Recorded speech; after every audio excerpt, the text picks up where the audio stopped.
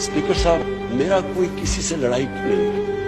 मैं पहले दिन से जब यहां आया हूं, तकरीर भी करने दी मुझे, जब मैं बात करता हूं शोर मचता है, गलत बातें करती है, मेरी किसी से कोई लड़ाई है?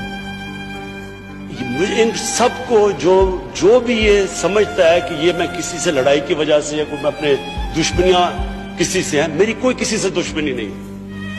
मैं आज आपके सामने कह रहा हूं कि अगर पाकिस्तान के अंदर हमारे मुल्क में अगर सही माने में अकाउंटेबिलिटी प्रोसेस ना चला, हम किसी सूरत इतना पैसा नहीं इकट्ठा कर सकते अपने बच्चों को तालीम देने के लिए, सेहत उनके इलाज करने के लिए, अस्पताल ठीक करने के लिए। हम आगे बढ़ ही नहीं सकते। जब एलीट करप्शन पे लगी हुई है, तो आप कैसे समझते हैं मुल्क तरक्की करेगा? हम जब आप किसी के ऊपर केस होता है, वो कहते हैं जी पॉलिटिकल विक्टिमाइजेशन।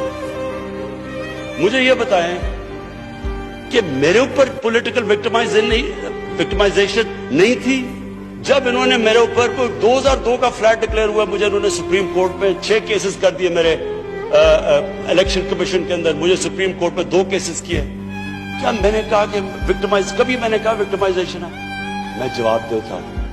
मैं जब वो फ्लैट लिया था, मैं सारी दुनिया जानती है मैं इंटरनेशनल क्रिकेटर था, मैं तो जवाब दे ही नहीं था, मेरे पास तो कोई पब्लिक ऑफिस नहीं था। उसके बावजूद 10 महीने में स्पीकर साहब, जो मेरे से सुप्रीम कोर्ट ने जवाब मांगे मैंने दिए। 40 साल पुराने कॉन्ट्रैक्ट दिए, मॉर्गेजेस दिखाए, किधर से पैसा आया, मॉर्गेज पे कितना गया, कब वो मॉर्गेज दिया, फ्लैट कब बिका, बीवी से जो पैसे लिए हुए थे यहां जमीन लेने के लिए। आपको पता है सुप्रीम कोर्ट ने मेरे से पूछा कि जनाब आप बताएं, साबित करें कि आपने बीवी को पैसे वापस किए थे। वो बीवी ने ईमेल दे रही है कि हाँ इसने पैसे वापस किए थे। उन्होंने कहा नहीं सबूत दो। ये कभी हुआ ही नहीं है ऐसे कि वो बीवी कह रही है पैसे, वो कहते नहीं। बैंक स्टेटमेंट्स निकाल के दी 15 साल पुरानी, जो मेरा ट्रांजैक्शन बीवी के साथ था, मनी ट्रेल दी, सारा जो पैसा वहां से हलाल की कमाई का बाहर से पाकिस्तान लेके आया, उसकी मनी ट्रेल दी। स्पीकर साहब, कोई मैंने कमाल नहीं किया। ये हर उस मुल्क में जिसमें जेन्युइन डेमोक्रेसी है, वहां एक लीडर को जवाब देना पड़ता है, क्योंकि वो अमानतदार होता है, वो पब्लिक के पैसे का अमानतदार होता है।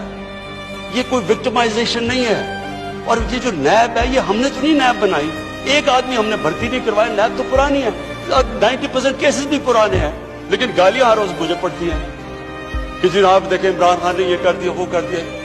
देखिए स्पीकर साहब, मैं चाहता हूं कि हमारी पार्लियामेंट चले, मैं चाहता हूं कि डिबेट हो सही, क्योंकि डिबेट के बगैर आइडियाज तराशे नहीं जाते। डिबेट सबसे इंपॉर्टेंट चीज डेमोक्रेसी की अकाउंटेबिलिटी और मेरिट के बाद तीसरी चीज है वो डिबेट होती है।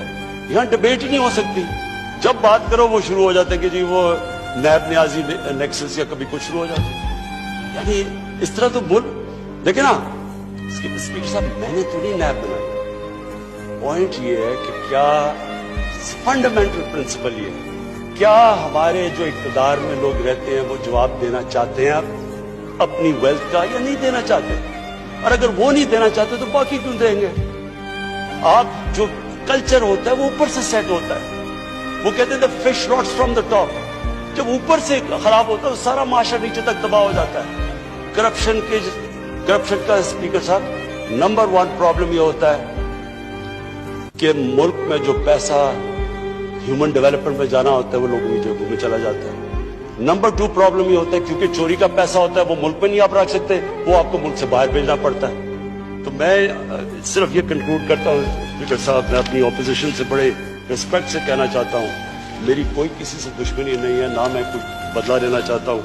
मैं सिर्फ ये बिलीव करता हूँ कि हमारा मुल्क, अल्लाह ने इसको इतनी नेमतें दी हैं, अल्लाह ने इससे क्या क्या चीजें नहीं हमें दी, लेकिन जब तक इस मुल्क के अंदर रूल ऑफ लॉ मीन्स कि everyone is equal in front of law, जब तक रूल ऑफ लॉ और लीडरशिप की अकाउंटेबिलिटी नहीं होगी, हम भी वही सारे बनाना रिपब्लिक्स की तरह एक समुंदर होगा गरीबों का और थोड़े से अमीर लोग होंगे।